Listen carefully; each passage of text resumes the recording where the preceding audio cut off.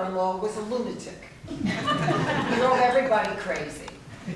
But I loved her because she had the soul of an artist. When she wasn't teaching or playing music, she was painting. And when she wasn't painting, she was knitting. Our son Jonathan grew up using his grandmother's colorful homemade scarves and hats and blankets. And when he outgrew them, I packed them all into a box for the children I assumed he would have one day. But Jonathan and Elisa were 40 when they got married and did not seem to be on the baby track, which was fine with me. I gave away the box of scarves and hats and blankets without much grief.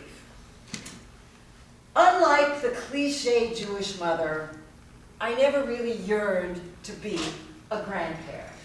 I don't much care for little children or anything else that pulls focus from me. They're messy and noisy, and let's be honest here, boring. I enjoyed my own son much more as he got older. He could finally lace his own shoes, he developed a sense of humor, and he stopped eating soup with his fingers. Also, I do not believe that every couple in the world has to have kids. I said to Jonathan, listen, you can have a rich and fulfilling life if you've got friends and family and pets and interesting work, and most important, frequent vacations with your father and me. Vacations that you pay for because you're not spending all your money on schools and places. But John and Elisa love kids, and not having any would leave a big empty hole in their lives. So a few years after the wedding, when they told me they were trying to adopt, I was sort of happy and sort of panicky, which is my usual response to any piece of news. I immediately contacted the Enter Brigade. Do they understand what they're getting into? No sleep, no sex, and nonstop pee, poop, and throw up, often simultaneously. But Jonathan and Elisa were determined to start a family. So we're thinking about maybe a Korean baby. Uh-huh. Or maybe South American. Okay. Or maybe Russian. No, not Russian. They're all drunks. Listen, I love that little Chinese girl on Modern Family. Why did you get her? But they are too old to get a Chinese baby. Finally, they decide to try for domestic adoption, guaranteeing that this child will be the deranged spawn of trailer trash meth addicts. And I had good reason to worry. John's phone calls from across the country described a procession of candidates who were serious whack jobs. The chain smoker who didn't believe in prenatal care. The food blogger who didn't really overweight food blogger who didn't realize she was pregnant until she went into labor after 9 months of daily wine tastings. The teenager who answered a Craigslist ad who turned out to be a lonely virgin who craved attention. Finally, they were indeed offered a healthy little girl from a responsible mom, and it looked like a done deal. I wasn't thrilled, but I started loading up on pink onesies until, at the very last minute, the adoption agency said, oh, sorry, this is not going to work out. The mother forgot to tell us that she wants young Christian parents with a stay-at-home mom. After each of these fiascos, I felt terrible for the anguish Jonathan and Elisa were going through. But also, the teasiest bit of it, they might just drop the whole baby nonsense and enjoy the good life they already have. That's the yin and yang of parenthood. You want your kids to be independent, but you also want to control every single one of their choices. I mean, why are they living in Jersey? Then one day, the phone rang. Hi, Mom. Listen, we're getting on a plane tomorrow. Oh, I didn't know your flight was that early. We're still packing.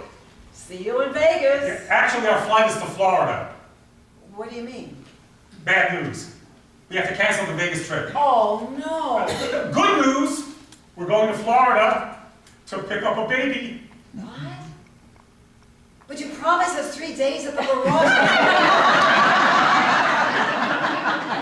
Seriously? Okay. So, is the house all set up? Yeah, we got 3 bottles, that's about it. But we'll figure it out. And so they did. A beautiful, intelligent woman who loved her baby but couldn't keep him, had the great sense to choose Jonathan and Elisa to be his parents. And even though this infant cheated me out of my Vegas vacation, and even though I am not a baby lover, and even though I had zero desire to be a grandma, I can tell you, with total impartiality, that this chubby, smiling, dimpled little boy is the best, the brightest, the most beautiful child in the history of the world. Oh, and one more thing. He's black. Like Maggie Smith said on Downton Abbey, when she was informed that her grandniece was about to marry a Jew. There's always something. Actually, 70% of Jewish adopted families take in children of color. I'm sure they'd rather have a Jewish child, but Jews do not give away their unwanted.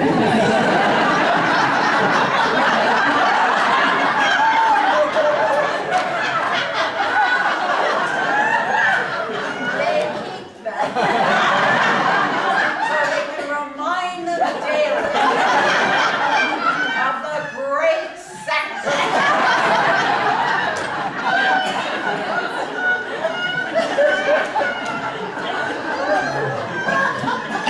Anyway, Jonathan and Elisa were over the moon at finally becoming parents. I wish I still had those homemade scarves and hats and blankets. Now, the way I express love for someone is worrying about them.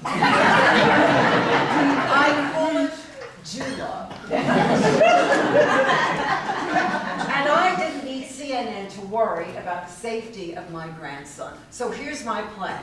He will wear glasses, even if he doesn't need them, and carry a violin, even if he doesn't have it.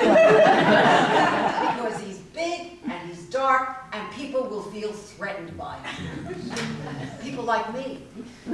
I was walking down a dark, empty street the other night, and I saw a tall, young black man walking towards me, and my heart started racing as I wondered if I was in any danger.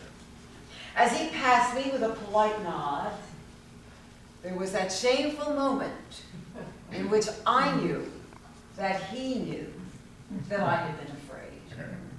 And I've experienced that shameful moment many times because you do not know who a person is by looking at them. And now my sweet little grandson's going to have to deal with the same crap. It's already happening. People say things like, "Oh, look at the little Harlem Globetrotter." Or the random Yenta who said, "Why did they want a black baby?" I answered, "They didn't. They wanted a human baby." I did not add, "So shut your pie hole, you dumb twat." Because I am a lady.